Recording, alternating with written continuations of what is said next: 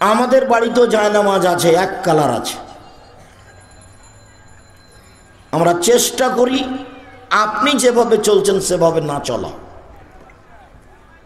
আমাদের বাড়িতে আমরা স্বাভাবিকভাবেই সিয়াম বলি, সালাত বলি, নামাজ বলি না, রোজা বলি না। আর আপনাকেও অনুরোধ করছি, হুজুরের ধমক না শুনে আল্লাহর নবীর দেওয়া নামটা বলেন। আপনি বলবেন আমরা আজ থেকে সিয়াম থাকব। তো আপনার কোনো ছেলে যদি বলে রোজা, তো কোনো মেয়ে বলবে না ভাইয়া, না ভাইয়া, এর নাম রোজা নয়, একে রোজা বলা হবে না, সিয়াম বলো না ভাইয়া, সিয়াম বলো। এ তো আল্লাহর নবীর দেওয়া নাম, আল্লাহর দেওয়া নাম। এইটা ভালো লাগে না? রোজাই ভালো লাগে।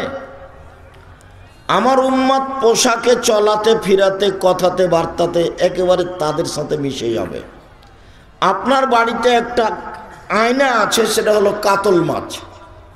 আপনার বাড়িতে একটা তরকারি রাখা বাটি আছে, সেটা হলো রুই মাছ।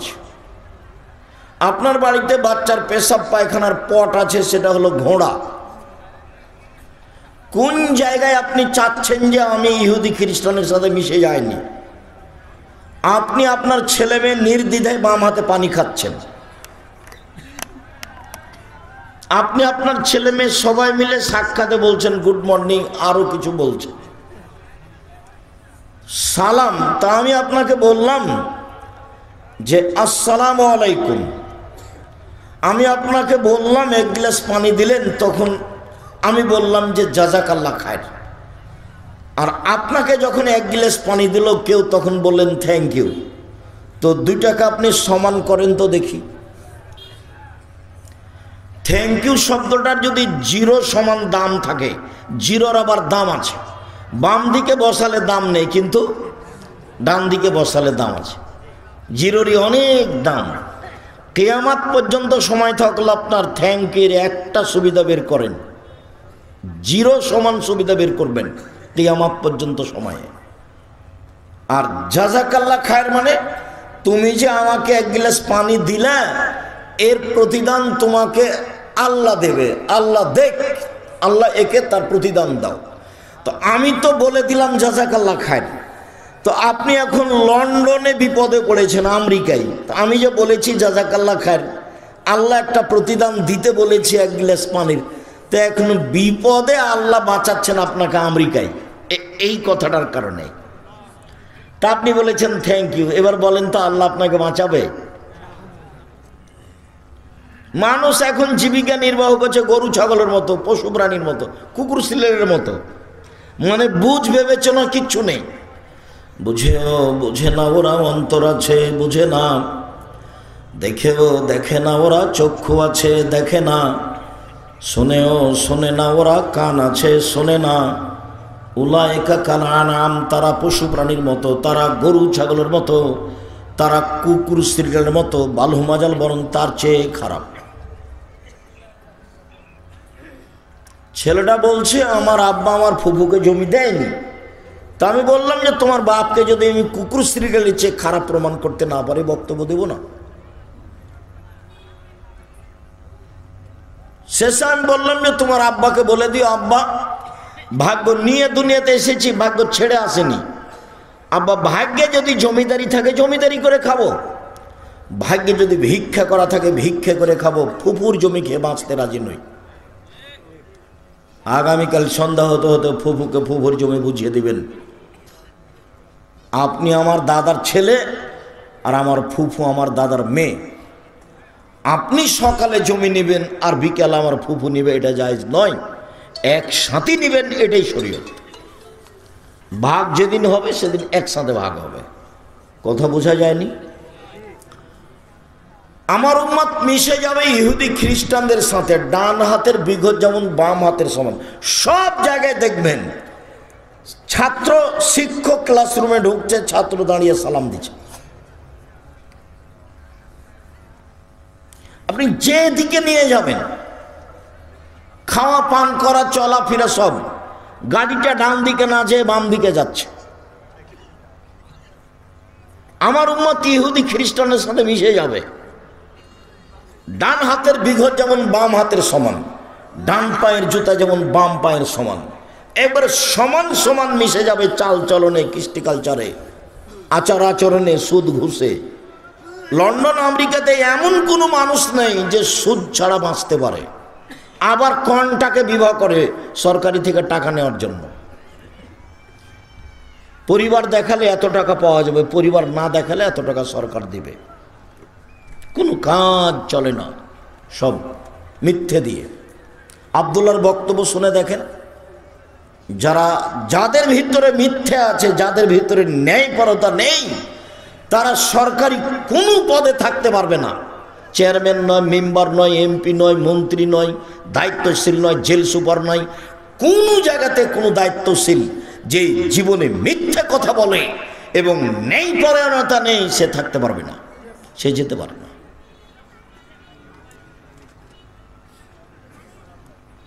আমার উম্মত মিশে যাবে ইহুদি খ্রিস্টানদের সাথে। ডান হাতের বিঘত যেমন বাম হাতের সমান, ডান পায়ের জুতা যেমন বাম পায়ের সমান। বলতে বলতে নিচে নিচে নামতে লাগতে বললেন ভাষাগতভাবে, ওরা যদি মায়ের সাথে জেনা করে থাকে, আমার উম্মত মায়ের সাথে জেনা করবে। তিনি ভয় দেখাতে গিয়ে, সতর্ক করতে গিয়ে বললেন, পৃথিবীর মানুষ শুনে রেখো, তিনটা পাপের কারণে তিনটা বিপদ নেমে আসবে। পৃথিবীর মানুষ শুনে রেখো, তিনটা পাপের কারণে তিনটা বিপদ নেমে আসবে। এক, ভূমিকম্প হবে। বিপদ নাম্বার 1 ভূমিকম্প হবে। বিপদ নাম্বার 2, মানুষ সন্ধ্যায় থাকবে মানুষ, সকালে হবে শুয়োর ও বানর। একবার হুবাহু শুকুর হয়ে যাবে, হুবাহু বানর হয়ে যাবে। 3, সমস্যা নেমে আসবে মানুষের উপরে। মসজিদে মারামারি, মাদ্রাসাতে মারি, রাস্তাঘাটে মারামারি, কেউ কাউকে মানবে না। এখন যা দেখা দিয়েছে আরো বেশি দেখা দিবে, কেউ কাউকে মানবে না। তো সমস্যা নেমে আসবে 1, সন্ধ্যায় থাকবে মানুষ, সকালে হবে শুয়োর বানর, এটা হলো 2। 3 হলো ভূমিকম্প, এটা হলো বিপদ।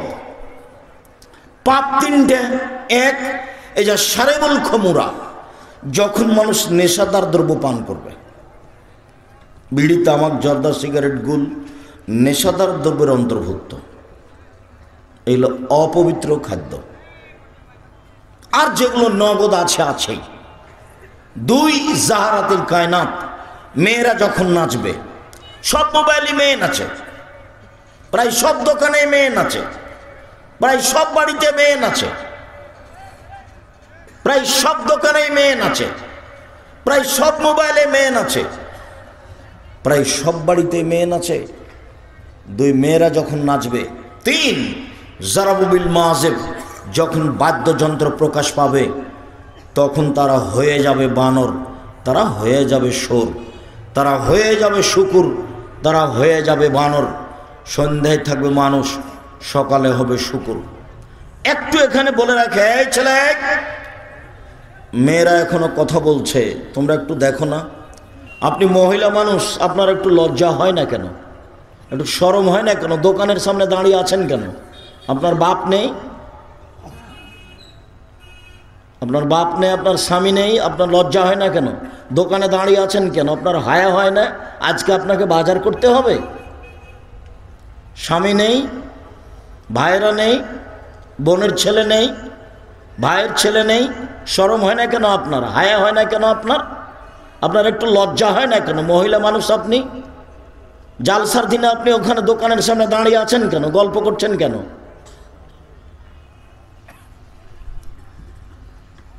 দুঃখিত, আমি আপনার মতো বাপ চাইনি। ওটা আপনার মেয়ে দাঁড়িয়ে আছে, ওখানে গল্প করছে, ওই হিন্দুর মেয়ে নয়। জন্ম দিয়েছেন আপনি, জবাব দিব আমি? কেন জবাব আমি দেবো? আপনি দিয়েন, প্রস্তুত থাকেন জবাব দেওয়ার জন্য। ও গল্প করছে দোকানের সামনে, ও কি হিন্দুর মেয়ে নাকি?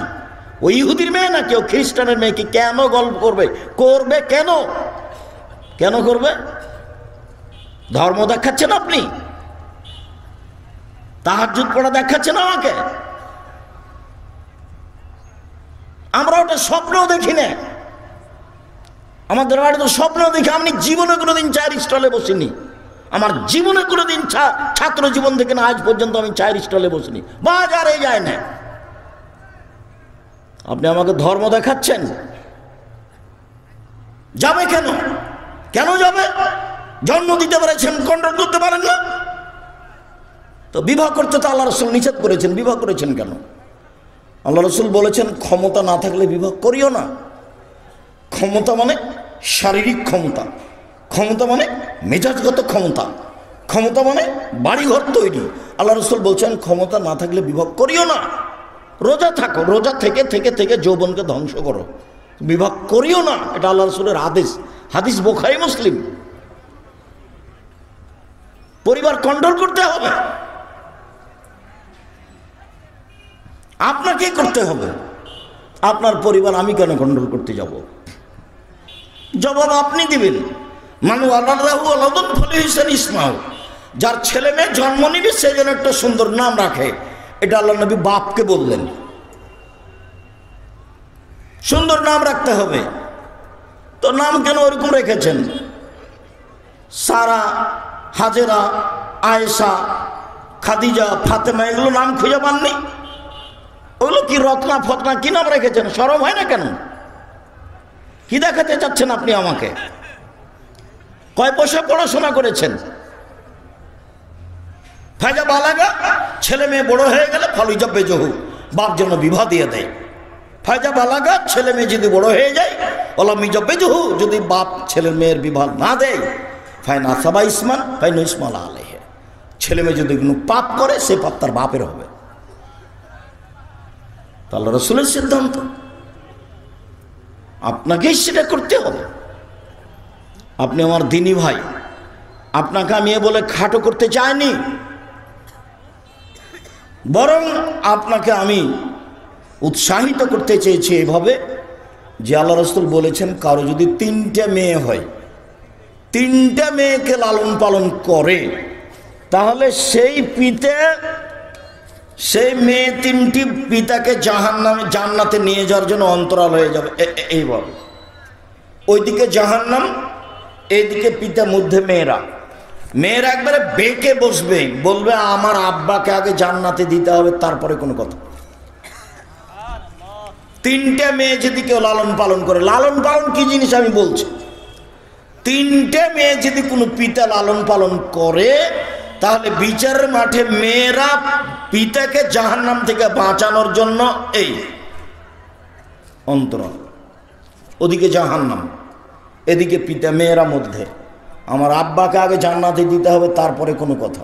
একবারে শক্তভাবে বেঁকে বসবে মেয়েরা। দেখুন লালন পালন কি, ওটা আল্লাহ নবী নিজে বলছেন। 1, আল্লামাহুন্না, মেয়েকে বিদ্যা শিখিয়ে দিল। 2, আদাবাহুন্না, মেয়েকে শিষ্টাচার শিখিয়ে দিল। তা আপনি বলেন, ওই যে চিল্লাইছে, দোকানে দাঁড়িয়ে আছে, জিনিস কিনছে, এটা শিষ্টাচার? আপনি বলেন শিষ্টাচার, আপনার যেটুকু বুদ্ধিবিদ্যা আছে সেটুকু দিয়ে বলেন।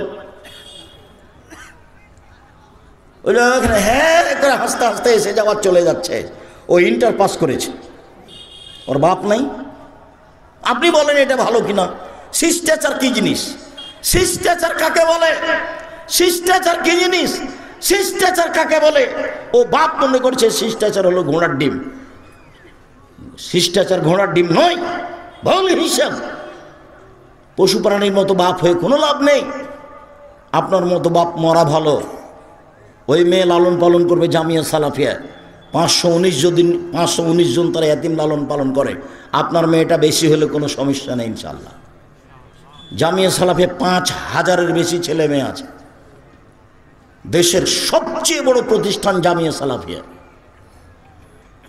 আয়াতনে সবচেয়ে বড়, যেটা রূপগঞ্জ, নারায়ণগঞ্জ, ঢাকা আছে, সেটা এখন প্রায় 100 বিঘা জমির উপরে। 100 বিঘা, যেখানে একটা মসজিদ তৈরি হচ্ছে 200 শতক জমির উপরে, 2 একর। যেটা রাজশাহীতে গেছিলেন সেটা হলো 40 বিঘার উপরে, মেয়েদেরটা 70 বিঘা জমির উপরে, তার 40 বিঘা খালি পুকুর। 300 জন শিক্ষক শিক্ষিকা, প্রায় 40 লক্ষ টাকা মাসে বেতন লাগে। যেটা আপনার বাড়ির পাশে, সেটা 20 বিঘা জমির উপরে, যেটা দিনাজপুরে। যান কাঞ্চন ব্রিজের পাশে দেখে আসেন। আমি এই কথাটা বলে আপনাকে আমি আর একটা আফসোস পেশ করতে চেয়েছি। আগে আমি আফসোসটা পেশ করি। শিষ্টাচার কাকে বলে আপনাকে আমি বুঝাতে পারলাম না। এটা আমারই ব্যর্থতা। 90 সাল থেকে আমি জাতির সামনে আছি, আমি এই জাতির পিতাকে শিষ্টাচার বুঝাতে পারলাম না। বহুদিন বলেছি আমি যে মোহাম্মদ সাল্লাল্লাহু আলাইহি সাল্লাম তার পরিবার, স্ত্রীকে আয়েশাকে নিয়ে যুদ্ধ থেকে আসছিলেন। এক জায়গাতে অবস্থান করলেন, আয়েশার হারটা হারিয়ে গেল, খুঁজে পান না। পানি নেই, অজু করতে পারে না, সালাতের টাইম হয়ে গেছে। বহু মানুষ, প্রায় ১৫০০ মানুষ, ১৪০০ মানুষ, পানিও নাই, অজুও করতে পারছেন না, সালাত আদায় করতে পারছেন না। এখন সবাই আবু বকর সিদ্দিককে গিয়ে বলছেন, জানেন কি ঘটনা ঘটেছে? কি হয়েছে? আপনার মেয়ে হার হারিয়েছে, সেই জন্য আমরা হার খুঁজেও পাচ্ছি না, যেতেও পারছি না, এখন তো খুব বিপদে।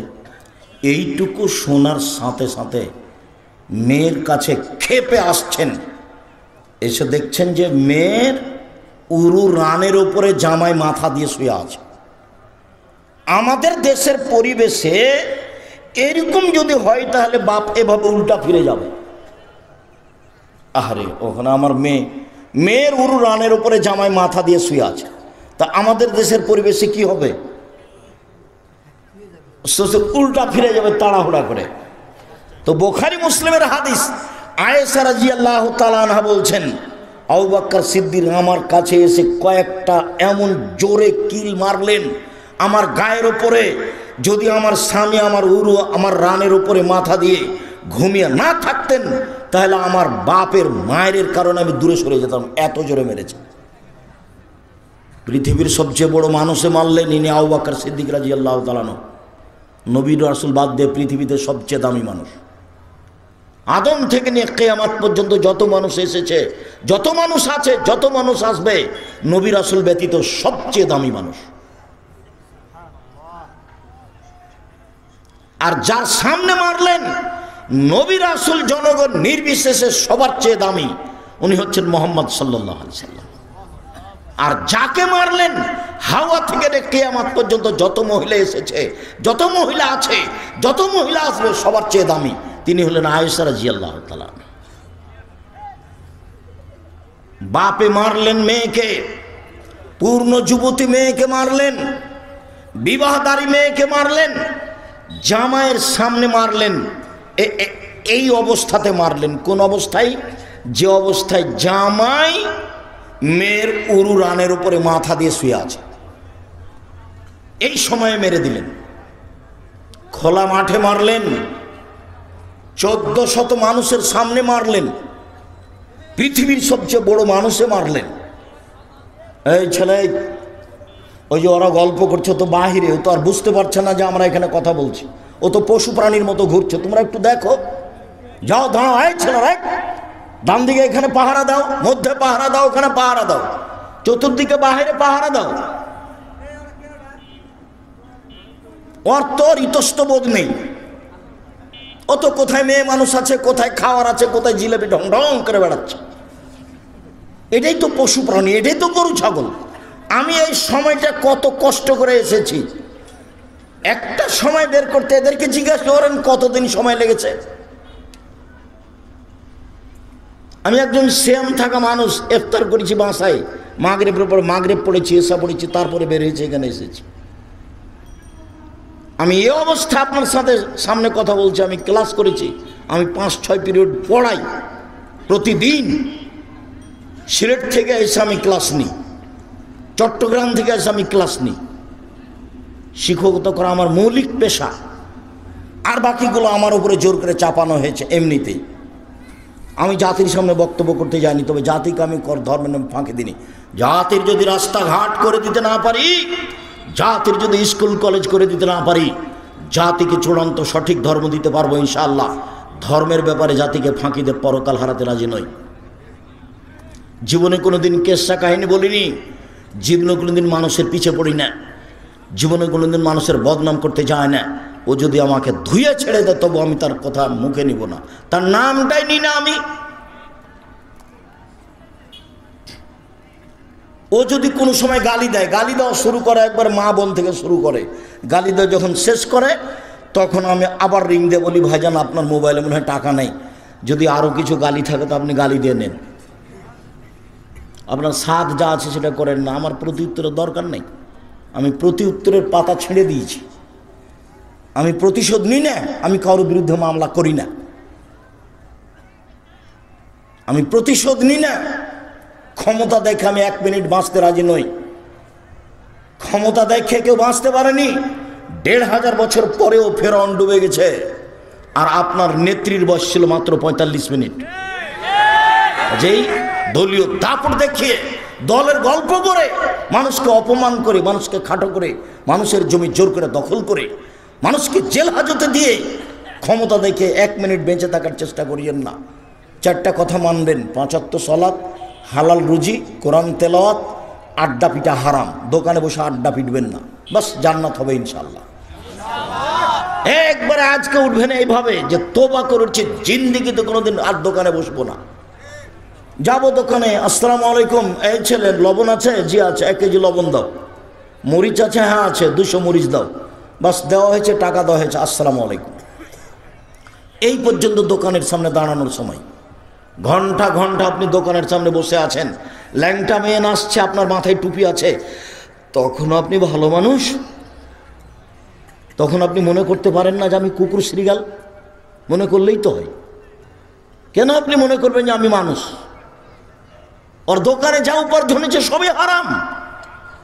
ওখানে ল্যাংটা মেয়ে নাচে, আপনি তাকে দেখেন, চক্ষু ঠান্ডা করেন, কলিজা ঠান্ডা করেন, জান্নাতের মেয়ে পড়ে আছে।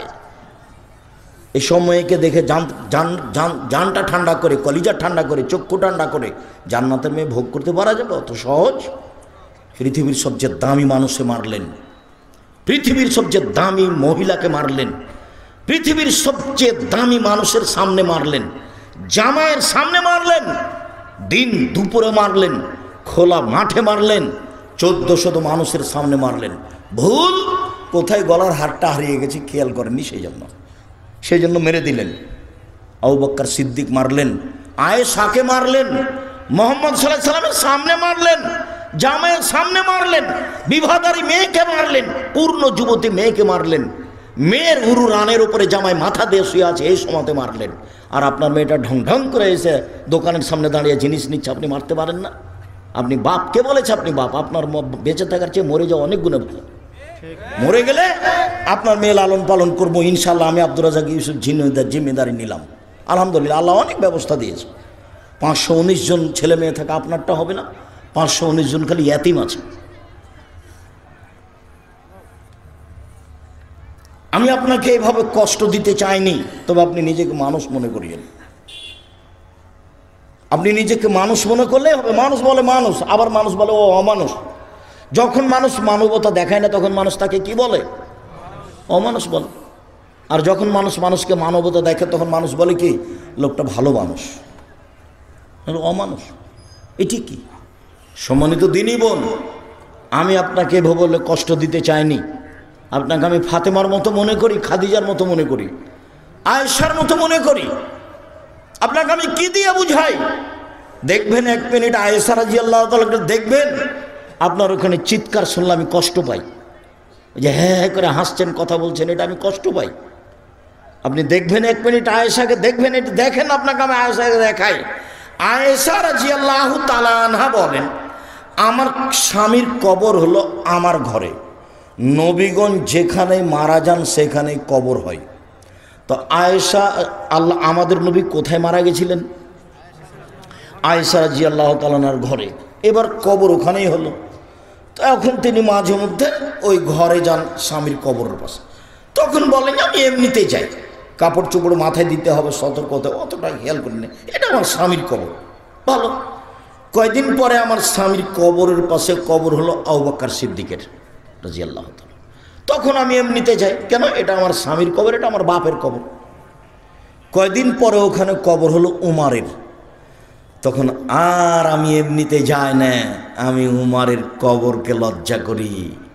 উনি আমার কাছে বেগানা পুরুষ, অর্ধ পৃথিবীর খলিফা, কুশাগর, বুদ্ধিজীবী, রাজনীতিবিদ উমর। সারা পৃথিবী কাঁপে। যার ইমানের দাপটে শয়তান রাস্তায় থাকে না। আল্লাহ নবী বলছেন, ওমর তোমার ইমানেতে দেখলে আমি অবাক হই, ওই যে শয়তান পালাচ্ছে রাস্তা থেকে তোমাকে আসতে দেখে। তার ইমানের এত দাপট, অথচ উমর শয়তানের গায়ে থাপড় মারতে পারবেন না। কেন? শয়তান ভিন্ন পদার্থের, আর উমর রাদিয়াল্লাহু আনহু ভিন্ন পদার্থের। কথা বুঝতে পারলেন না মনে হয়? শয়তান তো আগুনের আর উমর মাটির, পদার্থই ভিন্ন, উনি তো মারতে পারবেন না। এক থাপড় দিয়ে উমর থাপড় লাগাতে পারবেন না? পারবেন না। দেখতেই পান না। ও দেখতে পাচ্ছে তো রাস্তা ছেড়ে পালাচ্ছে। আল্লাহ নবী বলছিল তো রাস্তা ছেড়ে পালাচ্ছে। উমর এত বড় মানুষের কবরকে লজ্জা করছে কে? আয়েশা রাদিয়াল্লাহু তাআলা। আপনাকে আমি কি দিয়ে বুঝাই? আপনি তো পায়জামা পরে এসেছি, স্কিন পায়জামা, কষ্ট আমাকে লাগে, আপনার বাপকে লাগে না, আপনার স্বামীকে লাগে না। আপনার স্বামীর গায়ে পুজ আছে, রক্ত নেই। আপনার স্বামীর গায়ে পুজ আছে, একটু রক্ত নেই। আপনার স্বামীর গায়ে একটু রক্ত থাকলে আপনি এখানে হ্যাঁ হ্যাঁ করতে পারেন? তোমার পিতার গায়ে রক্ত নাই, সবই পুজ। তোমার বাপ আত্মমর্যাদা বলে কোনো জিনিস বুঝে না। আত্মমর্যাদা কি জিনিস? আমাদের বউয়ের গায়ে, আমাদের মেয়ের গায়ে যদি একটু রিক্সওয়ালার একটু যদি হাত গাও ঠেকে যায়, তাহলে আমাদের আত্মমর্যাদায় বাধা দেয়। আর তুমি আসর থেকে নিয়ে সন্ধ্যা থেকে নিয়ে দোকানের সামনে দাঁড়িয়ে আছো, তোমাকেও খারাপ লাগে না, তোমার বাপকেও খারাপ লাগে না। তুমিও নিজেকে মনে করছো আমি গরু ছাগল কুকুর সিরিয়াল, বাপও মনে করছে তাই। ঠিক আছে, তাই তো। বোঝে না ওরা, অন্তর আছে বুঝে না, দেখেও দেখে না ওরা, চক্ষু আছে দেখে না, শোনেও শোনে না ওরা, কান আছে শোনে না। উলাইকা কালা নাম, তারা পশু প্রাণীর মতো, তারা গরু ছাগলের মতো, তারা কুকুর সিরিয়ালের মতো, বালুমাজাল বরং তার চেয়ে খারাপ। এ কথা আমি বলিনি, এ কথা আল্লাহ বলছে। এ কথা আমি বলিনি। আল্লাহ বললেন না যে ও কুকুর শ্রীগাল, আল্লাহ বললেন যে ও কুকুর শ্রীগালের মতো। কুকুর শ্রীগাল বললে তার বিচার হবে না। বিচারের মাঠে কুকুর শ্রীগালের বিচার নেই। কেউ যদি গুতা মারে থাকে তো বলবেন ঠিক আছে, গুতা মারে না, শেষ, জাহান্নামও নাই, জান্নাতও নাই। তা আপনাকে যদি সরাসরি আল্লাহ বলতেন কুকুর শ্রীগাল, তাহলে তো আপনি বেঁচে যেতেন। তাহলে তো কেসটা শেষ কি আমাদের মাঠেই। তাহলে তার জাহান্নাম লাগে না, জান্নাতে লাগে না, তাহলে তো ভালোই হলো। তো গেছে একবারই গেছে। জি না, মানুষ ফ্রি নয়, মানুষ এবং জিন, জিন এবং ইনসান, মানুষ এবং জিন ফ্রি নয়। শক্ত সময় আসছে। কবর যত কঠিন, কিয়ামত তার চেয়ে অনেক বেশি কঠিন। কিয়ামত যত কঠিন, জাহান্নাম তার চেয়ে অনেক অনেক অনেক বেশি কঠিন। কি দিয়ে বুঝায় আপনাকে কবর কত কঠিন? কি দিয়ে বুঝায় আপনাকে আমি কিয়ামত কত কঠিন? কি দিয়ে বুঝায় আপনাকে আমি জাহান্নাম কত কঠিন? বাড়ির পিছন দিকে যে 2 হাত 2.5 হাত গর্ত করে কবর দেওয়া আছে, তার নাম কবর নয়। এইটাই যদি কবর হয়, তাহলে যাকে বাঘে খেলো তার কবর কোথায়? কবরস্থানে মানুষকে যে রাখা হয়েছে, এটাই যদি কবর, এটা কবর নয়। এটাই যদি কবর হয়, তাহলে যে পানিতে ডুবে হারিয়ে গেল তার কবর কোথায়? আমরা শুনি যে কবরে শাস্তি হয়। হ্যাঁ, কবরে শাস্তি হয় বলতে এই কবরে নয়, মরার পর থেকে নিয়ে বিচারের দিন পর্যন্ত আত্মার উপরে কষ্ট হয়। শাস্তি কার উপরে হয়? আত্মার উপরে। আত্মা বুঝে যে আমাকে উঠিয়ে বসানো হলো, আত্মা বুঝে যে আমাকে জিজ্ঞাসা করা হচ্ছে, আত্মা বুঝে যে আমাকে পিটানো হচ্ছে।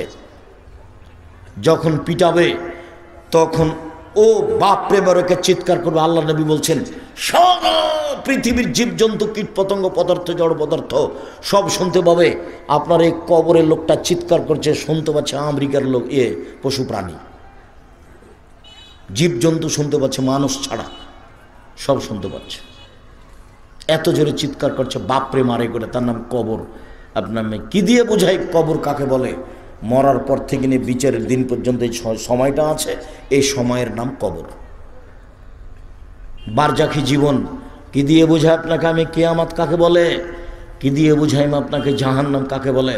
আল্লাহর নবী জীবনে কোনোদিন এমন কোনোদিন সালাত আদায় করেননি যে সালাম ফিরার পূর্বে এই কথা বলেননি, আল্লাহুম্মা ইন্নী আউযু বিকা মিন আযাবি জাহান্নাম হে আল্লাহ, তুমি আমাকে জাহান্নাম থেকে বাঁচাও।